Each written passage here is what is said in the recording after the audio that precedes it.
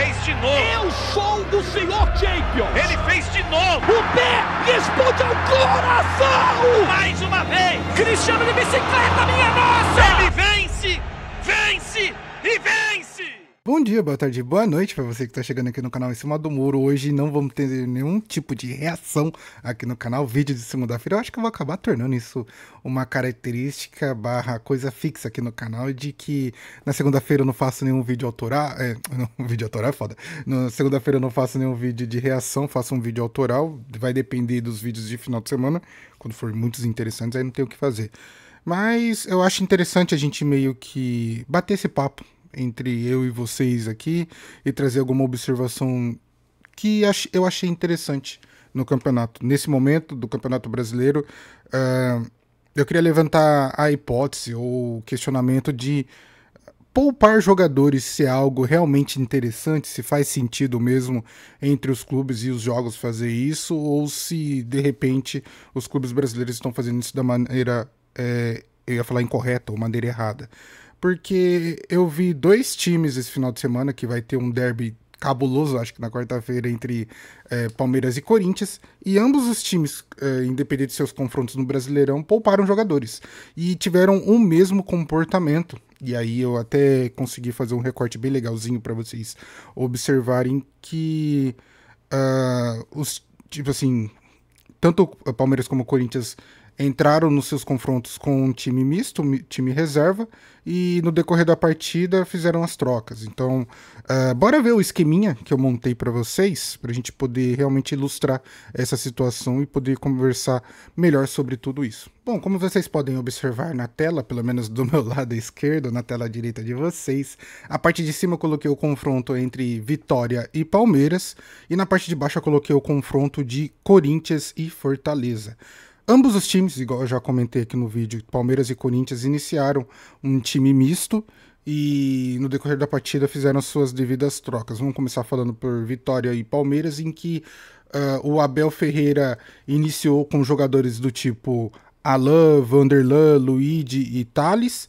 E aí, aos 64 minutos, que vocês podem observar embaixo da setinha, que aos 64 minutos ele fez 4 trocas, tipo um pacotão de troca de jogadores, colocando Piquerez, Sousa, Torres e Vitor Roque, na busca porque o Palmeiras estava perdendo por 2-0 contra o Vitória, e na busca de um empate para não ficar tão feio com o torcedor. E óbvio, antes de enfrentar o derby, você não vai querer ter uma derrota para desanimar os seus jogadores, você precisa ter algo que seja inspirador. E o empate para o Palmeiras fora de casa seria talvez interessante. Acho que em condições normais contra o Vitória, a vitória seria o esperado. Mas já que o Abel optou pelo time misto, ele faz esse pacotão de trocas aos 64 minutos para meio que fazer o time reagir, e reagiu. Logo em seguida, aos 70, o Piquerez converte um gol pro Palmeiras de pênalti. Depois ele faz mais uma troca, tirando o Veiga e colocando o Evangelista. E aos 86, o Flaco Lopes consegue fazer o empate do Palmeiras em cima do Vitória. Então, a postura do Palmeiras e do Abel Ferreira foi de inicialmente poupar os jogadores, mas quando viu que a partida meio que perdeu o controle um pouquinho, porque o Vitória já tinha feito 2-0, poderia fazer um 3-4, e aí de repente tomar uma goleada não seria nem um pouco interessante pro Palmeiras para enfrentar o Corinthians numa quarta-feira, porque tanto pro torcedor corintiano como palmeirense parece que eles ficaram cegos, e eu entendo até a rivalidade de que na quarta-feira é tudo ou nada. Então eu não sei até que ponto é interessante você fazer esse tipo de movimento, de poupar jogadores para um confronto contra o Vitória e depois depositar todas as suas forças contra o derby. Por que o meu questionamento sobre isso? Porque no decorrer do jogo você colocou seus titulares, então qual é o lance? Correr risco? Você vai estar correndo do mesmo jeito. Então eu não entendi muito bem, porque se é para poupar, vamos poupar de verdade. Na minha opinião, não vai colocar os jogadores no meio do jogo porque vai correr risco do mesmo jeito, entende? Talvez a quantidade de tempo que tem de intensidade do jogo seja menor, por isso que faz desse jeito, mas eu não sei, talvez, na minha opinião, acho que seria mais interessante você iniciar com o time titular e depois fazer as trocas. Bom, agora a parte de baixo, como vocês podem observar também na parte esquerda, da minha esquerda, né? Na parte direita de vocês. Na parte de baixo está o confronto de Corinthians e Fortaleza. Esse confronto eu até assisti um pouco do jogo. E o Fortaleza saiu ganhando também contra o Corinthians de 1-0. E no meio no intervalo do jogo, o Dorival faz as devidas trocas, também fazendo um pacotão de trocas igual o Abel fez. Tirando ele entrou, né, com Thales Magno, Ângelo Romero, o Ryan e os Félix Torres, e tira os quatro de uma vez, colocando Yuri Alberto, Memphis Depay, Rodrigo Garro e Mateuzinho. Eu até estranhei, porque tipo, acho que eu fui no banheiro ou coisa parecida, na hora que eu voltei eu tava vendo Memphis e Yuri Alberto, sendo que eu não tava vendo esses 4 jogadores em campo. E aí eu entendi que saiu esse pacotão, e pós-jogo dá pra você ter uma noção bem melhor de que o Dorival decidiu copiar, não é copiar, porque aí os corintianos vão ficar bravos comigo, mas tanto o Abel como o Dorival fizeram a mesma tática de poupar e depois, no decorrer da partida, colocar os jogadores titulares. Também o Dorival colocou o Carrilho aos 64 minutos e lá nos acréscimos o mesmo jogador consegue fazer o gol de empate para o Corinthians. E aqui, para mim, é o mesmo pensamento. Será que é realmente interessante você entrar com um time misto, entrar com um time reserva, para depois, no decorrer da partida, colocar os titulares? Na minha opinião, acho que seria melhor o contrário, que aí você prioriza realmente o descanso dos jogadores. Você entra com o seu time titular e, no intervalo, meio que você faz esse pacotão de trocas justamente para poupar os jogadores para um confronto que você queira priorizar. No caso do Corinthians é o derby, do Palmeiras a mesma coisa. E eu lembro que, se eu não me engano, o Cross já fez esse tipo de questionamento, o Cross do canal 14, falando que essa maneira dos técnicos de entra com misto, depois coloca os titulares, na opinião dele, não faz muito sentido, e na minha opinião, realmente também não faz muito sentido, porque você meio que coloca seus jogadores em risco do mesmo jeito, porque no começo da partida tá todo mundo inseguro com a situação, começa de um ritmo mais tranquilo, assim, todo mundo começa na pegada, mas não é como eu posso dizer, o tempo do jogo que fica mais concentrado as faltas. Se vocês observarem, quando chega perto do final do jogo, começa a acontecer, que tá todo mundo cansado, começa a acontecer a situação de mais faltas, mais contato físico, e aí você vai meio que arriscar o seu time titular para numa situação que talvez o ideal, já que você quer poupar, é tirar os jogadores dessa situação. Comentando um pouco ainda sobre o Corinthians, eu queria fazer uma observação e situação que talvez eu não cometeria igual o Dorival fez, que ele poupa o Yuri Alberto e só deixa ele jogar meio tempo. Na minha opinião, já que o Yuri Alberto está num retorno para poder ter bastante tempo de bola, tempo de jogo, eu acho que seria interessante ter colocado o Yuri Alberto como titular justamente para ele entrar no seu 100% no jogo contra o Palmeiras. O Dorival poupa ele meio tempo e, na minha opinião, acho que o Yuri deveria ter começado desde o começo. O Memphis Depay, eu fazia igual eu falei, eu faria o contrário. Eu começaria com o Memphis Depay desde o começo do jogo, talvez para conseguir um resultado melhor já no início, e no meio tempo trocaria, porque você precisa preservar os seus melhores jogadores.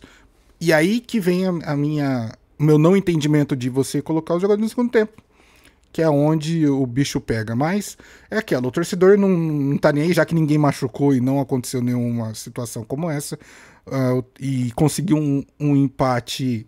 Pro Palmeiras foi muito bom, porque foi um empate fora de casa, mas pro Corinthians foi muito ruim, que foi um empate dentro de casa, por um Fortaleza que não tá tão badalado assim, apesar do Paiva, se eu não me engano, ter assumido recentemente o Fortaleza, mas não é um Fortaleza tão badalado assim. Então acho que havia uma possibilidade grande do Corinthians conseguir uma vitória desse jogo, mesmo jogando com um time misto. É que, às vezes, dependendo do time, o time reserva acaba sendo bem pior do que o time titular.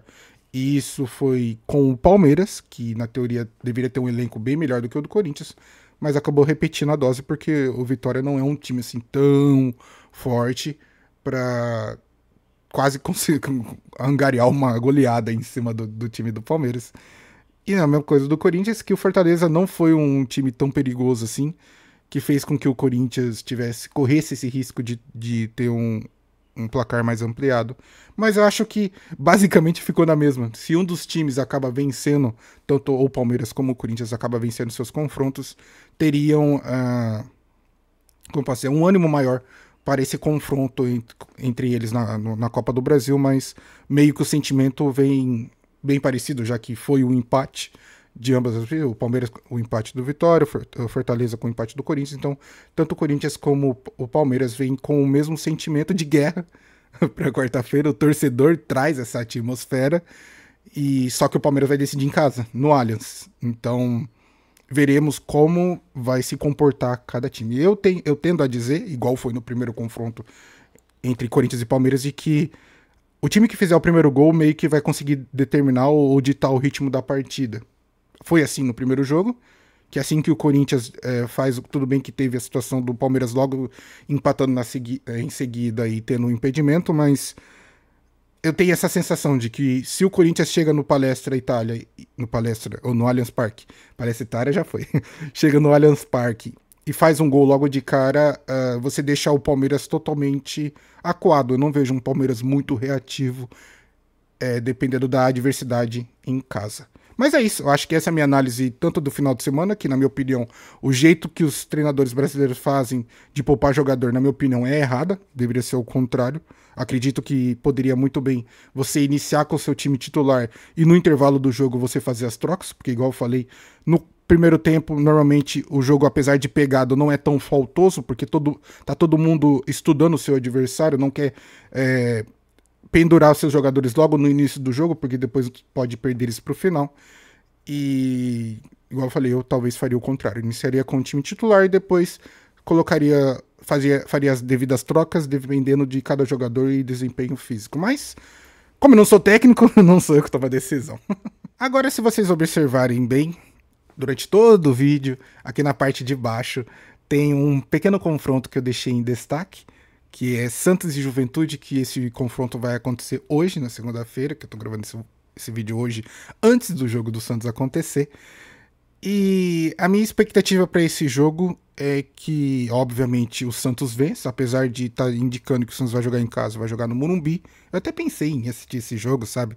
Mas devido aos valores, tudo que eu ia gastar, e o Morumbi não é um estádio que eu gosto muito de assistir jogo. Devido àquela pista olímpica, eu acho que aquele deveria ser retirado. Porque eu acho que no passado o Morumbi já foi utilizado para alguma coisa de parte olímpica, coisa parecida. Não sei, não tenho certeza, mas acredito que seja isso. Porém, na minha opinião, eu acho que o Morumbi, eles deveriam fazer esse tipo de reforma e também de ampliamento, né? Ajudaria você a puxar a arquibancada para frente e conseguiria aumentar o público no Morumbi, porque é um estádio que dá uma impressão de muito aberto, muito estranho. Não gostaria de assistir jogo ali. Meu pai já falou para mim que foi muitos jogos ele assistiu lá, mas eu não tenho esse ânimo ou tesão para ir lá pagar um absurdo, né? Porque os ingressos são um absurdo, e assistir um time que pode ser que não desempenhe tão bem, porque com o Santos tudo pode acontecer, né?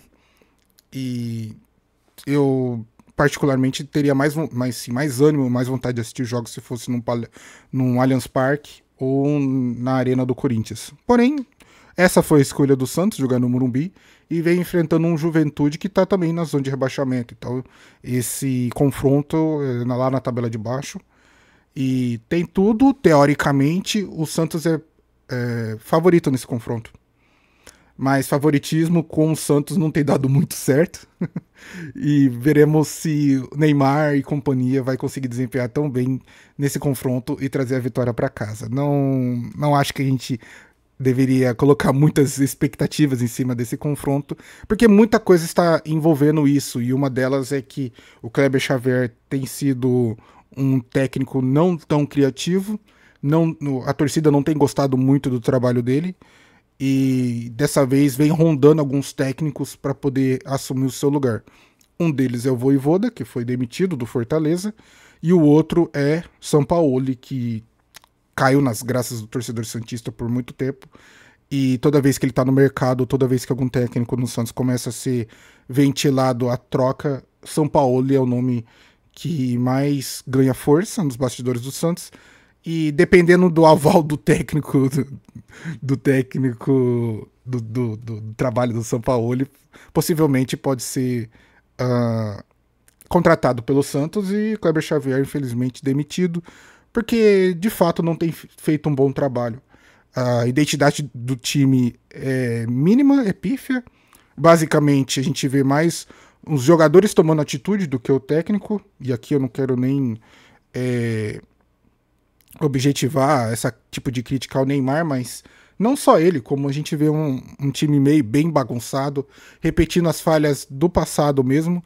Quando o Kleber Xavier chegou ao Santos, ele disse muito que não gosta desse tipo de tática barra esquema tático de 4-3-3, só que até o momento, desde que o momento que ele chegou, o Santos só tem jogado no 4-3-3, não tem tido variação tática, apenas no confronto contra o Sport que foi obrigado a fazer essa variação, tendo um jogador a menos, mas de autoria do treinador, de tentar realmente inovar em cima do elenco, ele não tem sido muito feliz com esse tipo de possibilidade, e muito pelo contrário tem entregado bem menos do que se esperava dele, já que ele ficou por anos como auxiliar do Tite, então pelo menos o Tite era um treinador que não inventava muito, mas garantia resultados.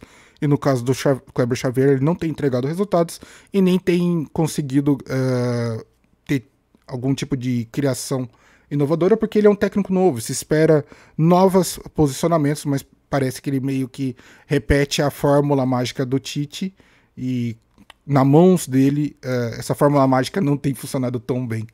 Então, esse confronto vem com uma carga bem estressante e eu não sei se isso vai refletir em campo para os jogadores. Para a torcida, com certeza, se espera, se o Santos chega num empate ou mesmo uma vitória, mas jogando bem feio, acho que a torcida vai demonstrar sua insatisfação com o Kleber Xavier e é óbvio que o nome de Sampaoli vai ser ventilado, vai ser gritado no estádio, justamente para diretoria e o presidente do Santos entender que esse time merece um comandante melhor, um comandante mais autoritário, um comandante que tenha uma variação tática e tenha coragem para fazer isso. Muitos jogadores da própria base do Santos parece que tem sido sacrificado nessa covardia da parte do Kleber Xavier, porque jogadores como o Bom Tempo, o Luca Meireles, o JP Sherman, que foi basicamente sucateado no elenco, e são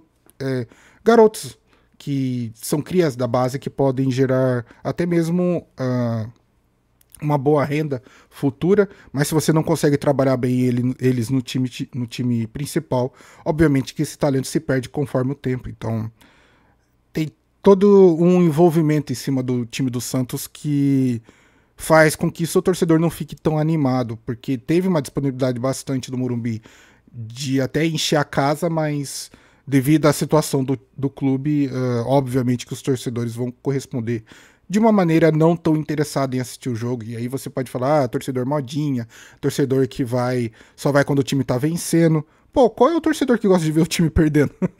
E outra, quando envolve dinheiro, você tá lá, você trabalha o mês inteiro para ganhar um suado dinheiro, e aí você de repente gasta um terço ou metade do seu salário para assistir o jogo, o time do seu coração, para ver um bando de jogadores que estão desinteressados em desempenhar bem? Como que você consegue incentivar o torcedor a ir a campo desse jeito? Não tem como, cara. E eu tô aqui, igual eu falei, eu tô totalmente de acordo com a torcida do Santos de não lotar o Morumbi, porque muitas vezes esse time não merece o apoio que a torcida eventualmente daria. Bom, esse foi o vídeo. Eu acho que eu consegui expressar minha opinião sobre todos os assuntos que eu tentei levantar. Falei um pouquinho sobre Palmeiras, falei um pouquinho sobre Corinthians, falei um pouquinho sobre esse posicionamento de poupar jogadores que eu acho que poderia ser justamente o contrário. Falei um pouquinho também do derby que vai rolar na quarta-feira, que vai ser um jogo super interessante. Obviamente que eu vou acompanhar o jogo e depois fazer algum vídeo em cima do que foi o jogo. Espero que aconteça muita coisa igual aconteceu no confronto passado, que deu o famoso pano para manga para vários assuntos, vários comentários, eu gostei bastante. E sobre aquele tempinho pra mim também falar um pouco do confronto de Santos e Juventude que vai acontecer hoje. E pode ser um pouco decepcionante pro seu torcedor santista, já que a gente espera um time batalhador e guerreiro, mas pode receber um time covarde, fracassado e um futebol bem pobre que dá até sono, né? Mas eu vou acompanhar e vou ver se talvez dá pra fazer alguma coisa, criar algum conteúdo em cima de tudo isso. Bom, é isso. Eu acho que eu já falei bastante, já me estendi o suficiente. Eu quero agradecer a você por ter ficado até o final do vídeo. Deixa seu like, comenta aí embaixo o que você acha desse posicionamento de poupar jogadores, qual seria talvez a maneira correta, se do jeito que tá acontecendo tá tudo bem, ou se você acha que poderia ser diferente. Comenta aí o que você acha que vai acontecer no confronto de quarta-feira entre Palmeiras e Corinthians. Eu vou ficando por aqui. Muito obrigado por tudo. Se inscreva no canal para ajudar a gente. Tamo junto e falou!